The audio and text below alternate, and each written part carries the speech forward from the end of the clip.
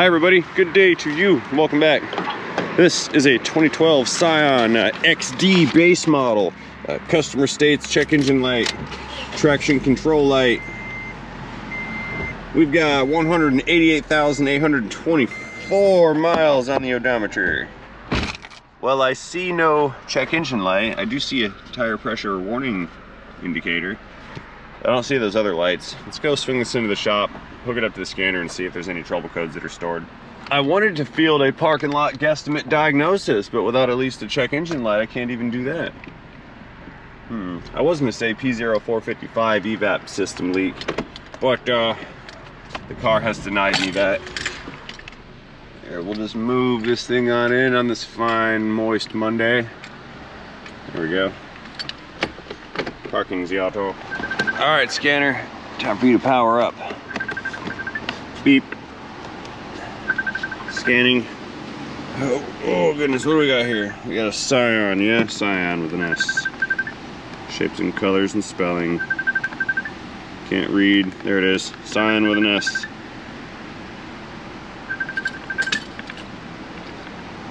Automatic ID. According to the VIN, it's a 2012 Scion, 1.8 liter 4-cylinder.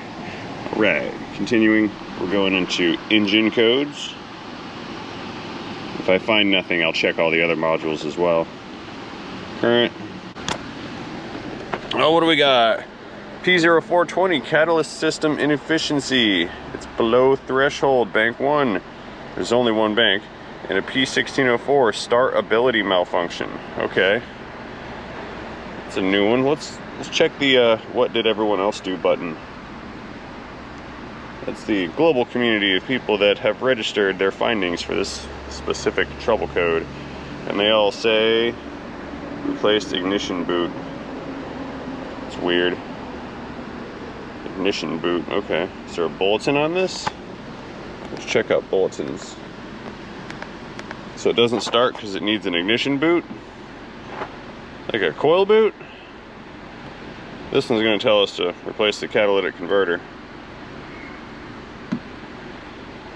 That's what everyone's going to say. Watch this. Yep, replace catalytic converter, replace oxygen sensor. Okay.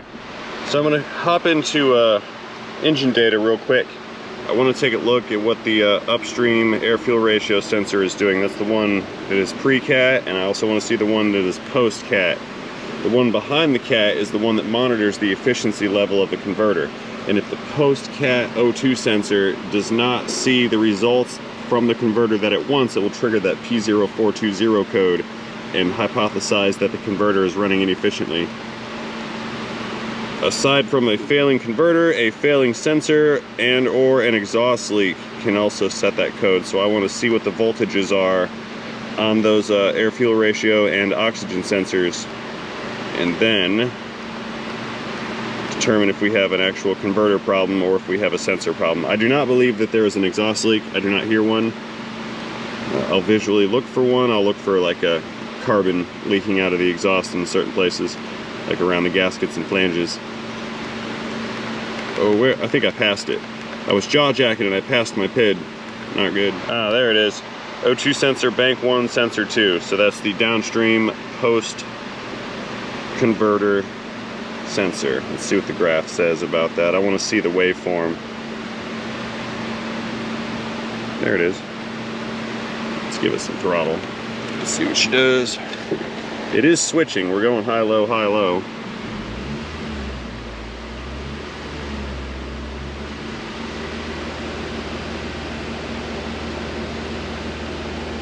Switching.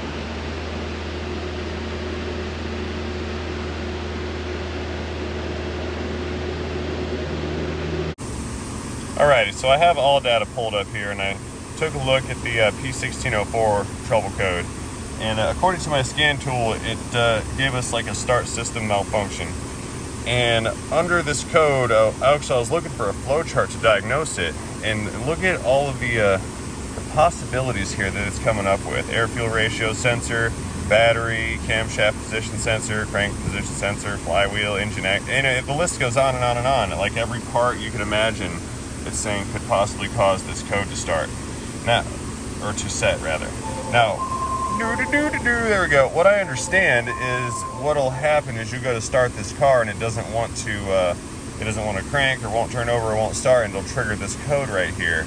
That's what I've read, but I've also read something about an ECU fault can cause it. I'm really not certain.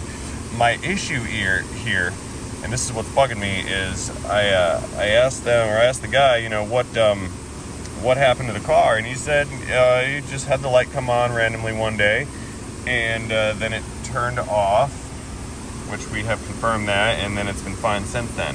I took a look into the scan tool. The scanner tells me that the light has been indicated or requested on for about 120 miles. Let's see if it comes on. Okay, it does come on. We see it right there when it self-checks. There we go, focus. There's our light. So it does function. And as of right now, it does appear to start. This actually frustrates me slightly because I know that there was something that occurred at some point where the car didn't operate properly, and I'm asking for that to get communicated to me, and it's not. We're taking this, well, the light turned on once, and I don't know what happened. Now, that bugs me because I really have no direction. I've got a list of possible causes for this code, a billion things it could be, and I've got nothing to kind of tie to any of these issues, the complaint, the light, the codes, and the possible causes together to come up with a conclusion. So I need to break my cranium down into very basic thought processes here and see what kind of path of diagnostic I'm going to have to take.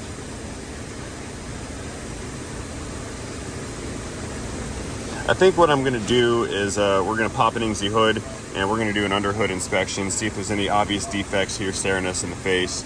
And then we may just have to go ahead and do the dealership level flowchart diagnostic. Let's go into our trouble code list. We're looking for P codes, P code charts. And what was that, a 1604 we said? Sure, way down at the bottom. There it is, found you, 1604. Stability malfunction. See what I say, we've got different definitions here. This is annoying. Okay, this DTC is stored when the engine does not start, even though the STA signal input, or when the engine takes a long time to start. So a long crank or a no start, or it also appears that stalling can cause the issue. Right here. This is why details are important. It is necessary to check if the vehicle ran out of fuel before performing troubleshooting, as this TTC is also stored when there is engine starting trouble due to running out of fuel. Booyah. So I need to know if you ran out of gas. And again, it gives us this huge laundry list of things that could have happened. Yeah, without customer participation, I don't have much for directions here. So my point of frustration, powering down, and popping INGSI hood, my area of frustration on this car is I know both of those trouble codes did not set at the exact same time. Both of them requested that the mill be turned on. Yeah, the mill's not on. And my guy's saying that it only came on once with the little traction control light, which being a Toyota, the track light just comes with it. But I've got no symptoms, and that frustrates me because I don't really know what to do. I don't know if they have this light turned off or not. My data list doesn't tell me when the last time the codes were cleared. Sometimes it tells me that info, sometimes it doesn't. This would have been one of those times, because if I find out that it was turned off 3 miles ago, then I'm going to know I'm not getting a full story. Right now I can only suspect I'm not getting a full story. And I need a full story. Uh-oh, I just realized I had the camera set on HDR again. Sorry guys. I know you don't like that. I put it back on 4K.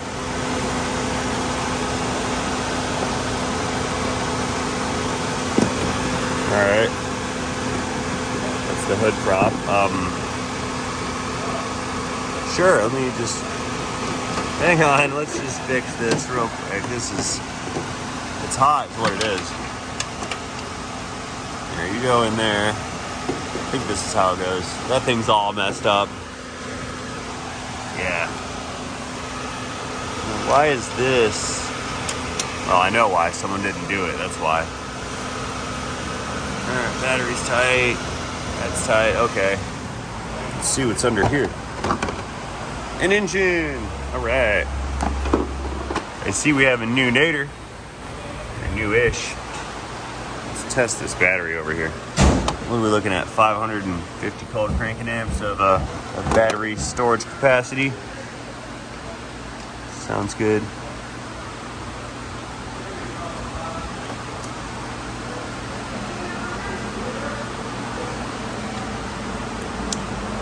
Begin connecting now. There we go. And voltage is spot on. Nearly 13 volts. 550, 550, 550, 550. Come on, machine.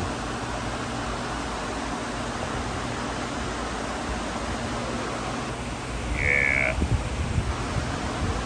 Oh, 464. Good battery. Okay, not a problem. Okay, there's really nothing here staring at me in the face except for that missing fender well right there. So I'm gonna go ahead and bounce this one off the floor back at the customer and see if they're not gonna tell me what happened to the car.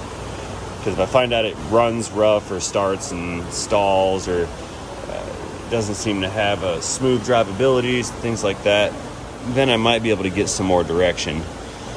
My intuition tells me there's a mass airflow issue.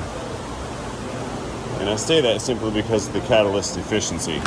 I'm trying to tie the two together. Although they're not supposed to be conflated, I'm trying to piece that together and give my dude the benefit of the doubt that the light did come on at one time. I mean, perhaps one of the codes did not request a mill, even though it said it did. Now this is the beauty of gathering information. See, I went back to the well and we talked to the guy.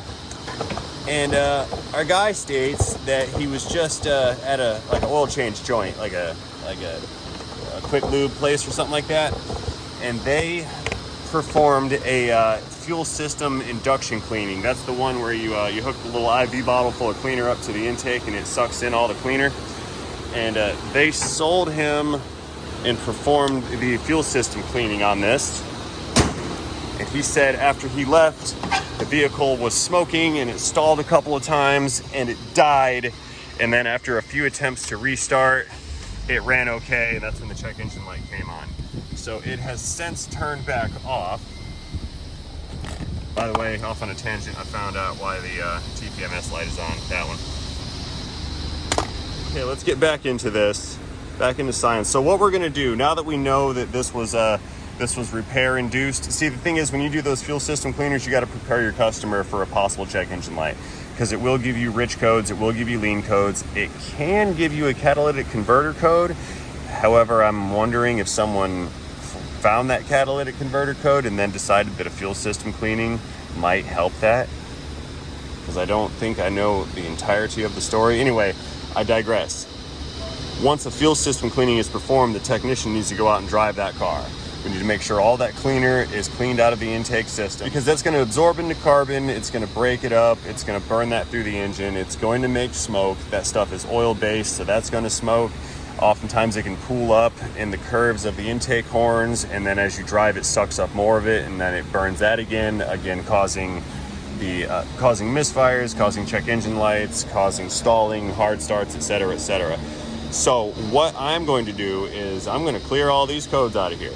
Those are no longer going to exist.